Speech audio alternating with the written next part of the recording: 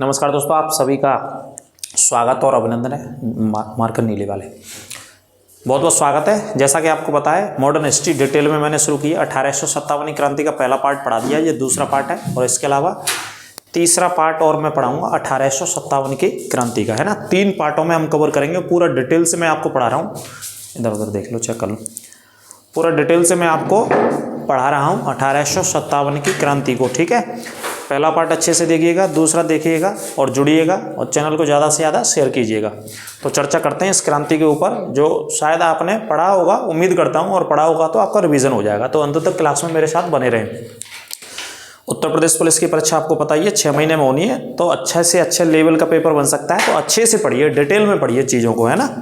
तो अंत तक बने रहें मेरे साथ। तो देखते हैं क्रांति का दूसरा पार्ट है ये 1857 क्रांति का। तो क्लास नंबर 2 है, पहली नहीं देखी है तो पहली क्लास को सारे बच्चे देख लेंगे।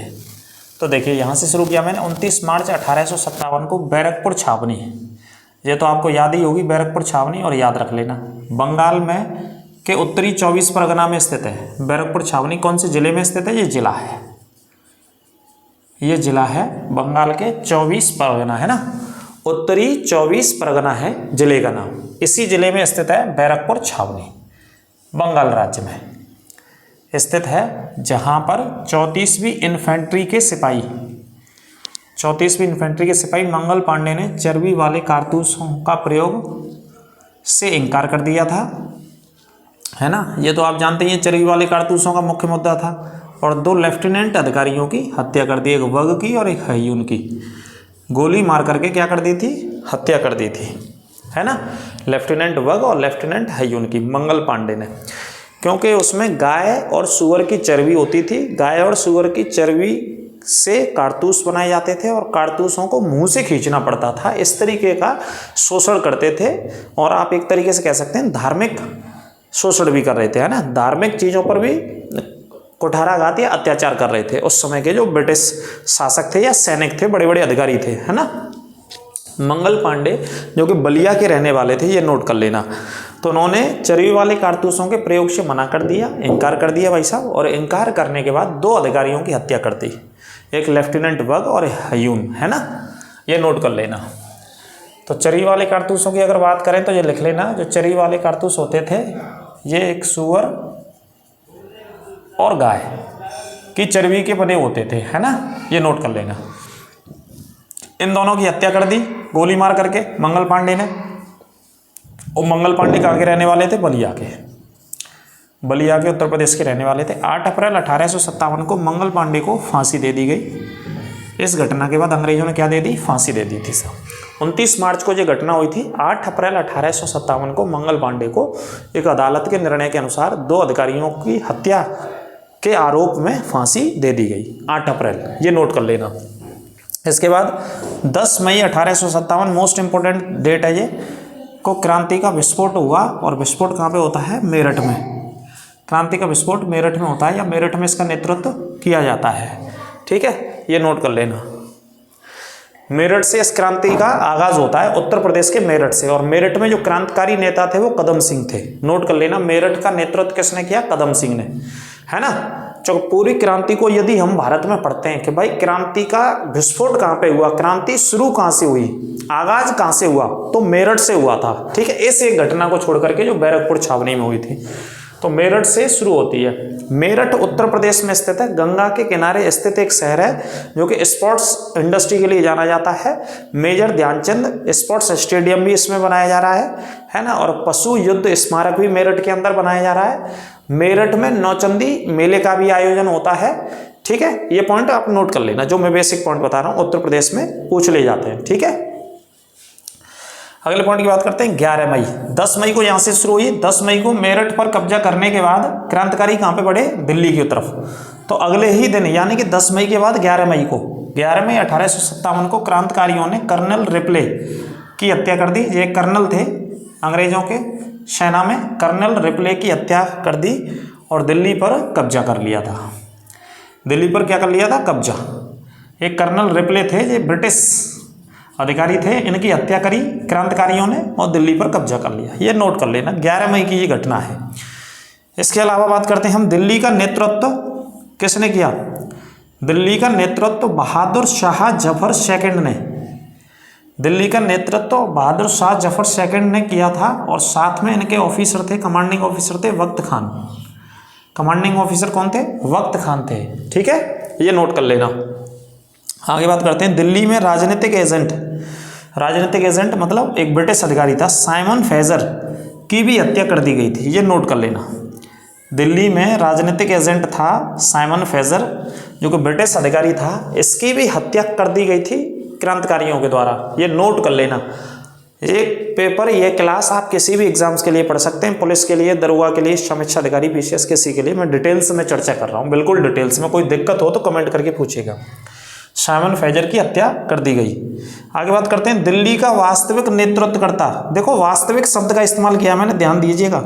वास्तविक नेतृत्वकर्ता था जनरल वक्त खान थे। जे जनरल के पद पर थे, जनरल वक्त खान वास्तविक थे। यानी कि दिल्ली का नेतृत्व वास्तविक किसके हाथों में था? जनरल वक्त खान के हाथों में। लेकिन प्रतीक के तौर पर बहादुर शाह जफर को घोषित किया गया था। वो भी एग्जाम में आता है, उसे भी याद रखना आप, है ना। आगे बात करते हैं। विद्रोह में, इस विद्रोह में शामिल होने वाले कौन कौन से लोग थे? ये नेतृत्वकर्ता वक्त खान लिख लेना, और बहादुर शाह जफर भी थे सेकंड। ठीक है। विद्रोह में किसानों, दस्तकारों, दुकानदारों, दिहाड़ी मजदूरों सभी ने भाग लिया। 1857 की क्रांति में भाग लेने वाले जो वर्ग थे, किसानों ने भाग लिया, दस्तकारों ने जो हाथों से बनाते थे कुछ ना कुछ छोटी मोटी चीजें, दुकानदारों ने, दिहाड़ी मजदूर जो मजदूरी का काम करते थे, इन सारे लोगों ने 1857 की क्रांति में भाग लिया। जनरल वक्त खान बरेली के विद्रोह के अगुआ रहे थे, है ना। जनरल वक्त खान के बारे में अगर हम पढ़ें, जानना आप चाहो तो, ये बरेली में एक विद्रोह हुआ, बरेली के विद्रोह के भी अगुआ थे, यानी कि शुरू करने वाले थे। ठीक है। आगे बात करते हैं। इस विद्रोह को हिंदू और मुस्लिम लोगों ने साथ में मिलकर के लड़ा था। यानी कि इस क्रांति को हिंदू और मुस्लिम लोगों ने साथ में मिलकर के लड़ा था 1857 की क्रांति को। एक एक पॉइंट इंपॉर्टेंट है, नोट कर लीजिएगा आराम से। ठीक है। आगे बात करते हैं, कानपुर की बात करते हैं। तो ये दिल्ली की बात रही। दिल्ली में एक पॉइंट और नोट कर लेना। दिल्ली का नेतृत्वकर्ता कौन थे? बहादुर शाह जफर थे। वो प्रतीक के तौर पर थे। 82 वर्ष की उनकी उम्र थी, बुजुर्ग व्यक्ति थे। लेकिन असली काम किसने किया? जनरल वक्त खान ने किया था। तो बहादुर शाह जफर सेकंड भी नोट कर लेना। अब आ जाते हैं कानपुर। कानपुर कहाँ पे स्थित है? यूपी का एक प्रसिद्ध शहर है, जो कि गंगा नदी के तट पर स्थित है।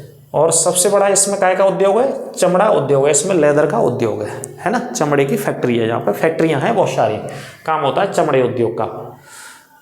तो देखिए, कानपुर का नेतृत्व अंतिम पेशवा बाजीराव सेकंड के दत्तक पुत्र, दत्तक मतलब गोद लिए हुए पुत्र, नाना साहब को पूना से, पूना कहाँ पे? महाराष्ट्र, पूना से निष्कासित कर दिया और कानपुर में रहने के लिए बाध्य कर दिया था। यानी कि मैं ये कहना चाह रहा हूं कि जो कानपुर से इस लड़ाई को लड़ा, 1857 की क्रांति का नेतृत्व कानपुर से किया। कानपुर उत्तर प्रदेश का शहर है, जो कि उत्तर भारत का मैनचेस्टर कहलाता है। कपड़ों की फैक्ट्रियां हुआ करती थी, आज भी हैं, है ना।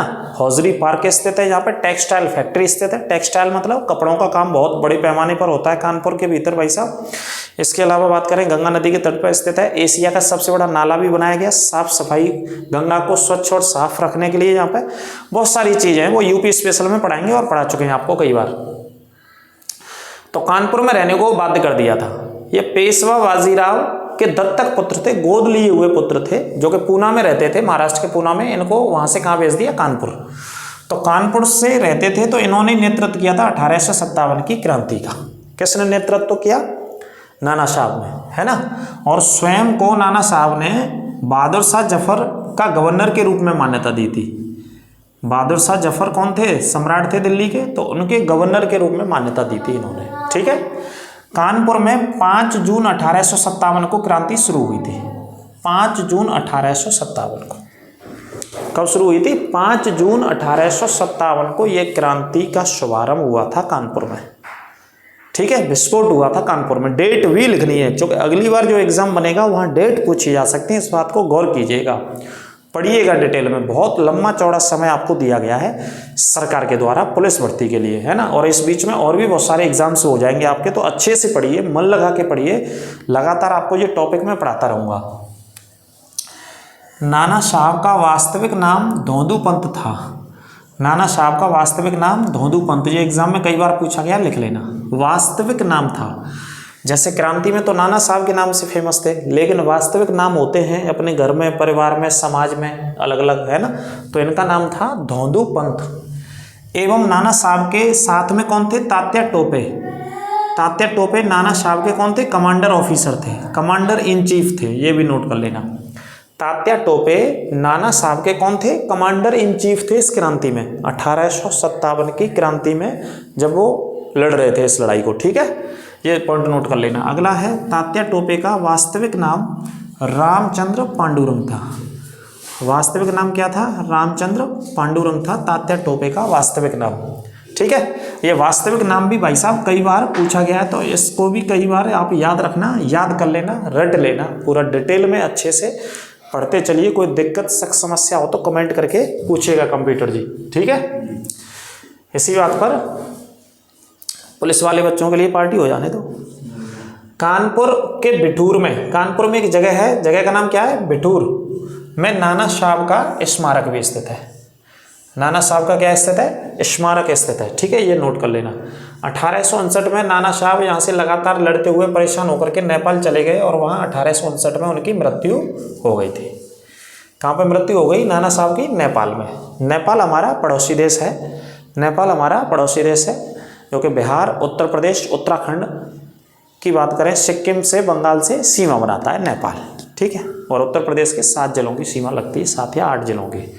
तो 1859 में नेपाल में उनकी मृत्यु हो गई थी, किनकी? नाना साहब की। तो नाना साहब और तात्या टोपे ने मिल करके कानपुर से 1857 क्रांति का नेतृत्व किया था।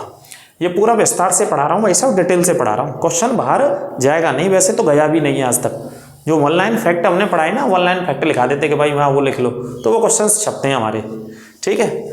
तो अगले पॉइंट में बात करेंगे अवध के बारे में। अब इस क्रांति में आ जाते हैं अवध। ये दूसरी क्लास है 1857 क्रांति की, तीसरा पार्ट और बनेगा इसका। 3 क्लासों में संपूर्ण क्रांति को मैं पढ़ा पाऊंगा, ठीक है। तो अवध, अवध मतलब अवध का वर्तमान नाम क्या है? लखनऊ। अवध का वर्तमान नाम लखनऊ। आगे बात करते हैं। क्रांति का नेतृत्व 4 जून 1857 को, कौन सी तारीख को शुरू होती है? 4 जून को। और कानपुर में कब शुरू हो गई थी? 5 जून को। 1857 को बेगम हजरत महल यानी कि महक परी ने किया था। बेगम हजरत महल को महक परी के नाम से भी जाना जाता है। किस नाम से? महक परी। और बेगम हजरत महल के पति का नाम था वाजिद अली शाह। वाजिद अली शाह, वो भैया गए दोनों, वाजिद अली शाह, इनके किनका नाम था? पति का नाम था। बेगम हजरत महल के जो पति थे, नवाब थे, बंगाल अवध के नवाब थे, तो अवध के नवाब क्या नाम था? वाजिद अली शाह। अगला पॉइंट है, बेगम हजरत महल ने अपने पुत्र, ये अल्पायु का पुत्र था इनका, अल्पायु का पुत्र था। बेगम हजरत महल ने अपने अल्पायु के पुत्र ब्रजेश कादिर को अवध का नवाब घोषित कर दिया था। ब्रजेश कादिर को कहाँ का नवाब बना दिया था? अवध का नवाब घोषित कर दिया था। छोटा सा बच्चा था, अल्पायु का था, कम उम्र थी, क्या नाम था? ब्रजेश कादिर। क्योंकि महिलाओं को नवाब बनाने की परंपरा राजाओं में उस समय नहीं थी, तो इस समय कोई ना कोई पुरुष को ही बनाया जाता था। तो बच्चा था, तो बच्चे को प्रतीक के तौर पर नवाब घोषित कर दिया। और बेगम हजरत महल ने हथियार उठा लिए अंग्रेजों के खिलाफ। किसने हथियार उठा लिए? बेगम हजरत महल ने अवध से अंग्रेजों के खिलाफ। फिर क्रांति होती है। तो आगे क्रांति में देखते हैं, अंग्रेजी रेजिडेंट मतलब जो वहाँ का शासक था, अवध को देखता था, तो अंग्रेजी रेजिडेंट हेनरी लॉरेंस की हत्या कर दी गई। कहाँ पे हत्या कर दी गई? अवध में। एक एक पॉइंट लिखते चलना। हेनरी लॉरेंस की हत्या कहाँ पे करी गई इस क्रांति में? अवध में। लड़ते हुए मारा गया जी। अगला है जेम्स आउटरम और हेनरी हैवलॉक की, दोनों कहाँ पे मारे गए? अवध में मारे गए इस क्रांति को लड़ते हुए। कहने का मतलब अवध में बहुत सारे प्रसिद्ध या प्रमुख सेना अधिकारियों की हत्या की गई थी अवध में लड़ते हुए। तो उसमें ये दोनों तीनों लोग थे, हेनरी लॉरेंस था, जेम्स आउटरम था, हेनरी हैवलॉक मारे गए अवध में, है ना, सॉरी। अगला पॉइंट है, British commander sir Colin Campbell.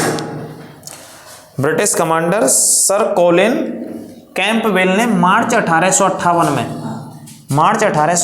में अवध पर अधिकार कर दिया था। अवध पर फाइनली अधिकार कर लिया था। क्रांति कब शुरू हुई थी? 4 जून 1857 को बेगम हजरत महल के नेतृत्व यानी महकपरी के नेतृत्व में, इनके पति का नाम वाजिद अली शाह जो कि अवध के नवाब थे, फाइनली अवध में। और एक पॉइंट नोट कर लेना, इस संपूर्ण क्रांति में 1857 की पूरी क्रांति में सबसे ज्यादा क्रांतिकारियों ने अवध से नेतृत्व किया था, भाग लिया था, माफ कीजिए। नेतृत्व तो बेगम हजरत महल कर रहे थे, लेकिन सबसे ज्यादा लोगों ने कहां से भाग लिया? सबसे ज्यादा लोगों ने भाग लिया था अवध से। ये नोट करके लिख लेना पूरे 1857 की क्रांति में। तो इन पॉइंटों को यहां तक नोट कर लेना। ये था दूसरा पार्ट हमारा 1857 के विद्रोह का। तीसरा पार्ट बहुत जल्दी लगातार मिलेगा आपको। उत्तर प्रदेश पुलिस में लग जाइए, पूरे 6 महीने का समय आपको सरकार ने दे दिया है, ठीक है। जिनके कम नंबर रह गए थे, जहाँ पे गलतियां थी, जहाँ पे गड़बड़ियां थी, जहाँ पे दिक्कतें थी, उनको सुधार करिए और सुधार करके आगे बढ़िए। ये बहुत गोल्डन चांस मिला है, बहुत स्वर्णिम चांस मिला है हर एक बच्चे को अपनी सब्जेक्ट्स में सुधार करने का, इम्प्रूव करने का। तो सभी स्वस्थ रहें और मस्त तो रहें। आज की रात पार्टी के नाम कर दो, पार्टी करते रहिए, धुआं मचा दीजिए इलाके में दूर दूर तक। तो मिलते हैं अगली क्लास में। ऐसी क्लास कैसी लगी कमेंट करके अवश्य बताइएगा और ज़्यादा से ज़्यादा दोस्तों और मित्रों के साथ शेयर कीजिएगा। नमस्कार, राधे राधे।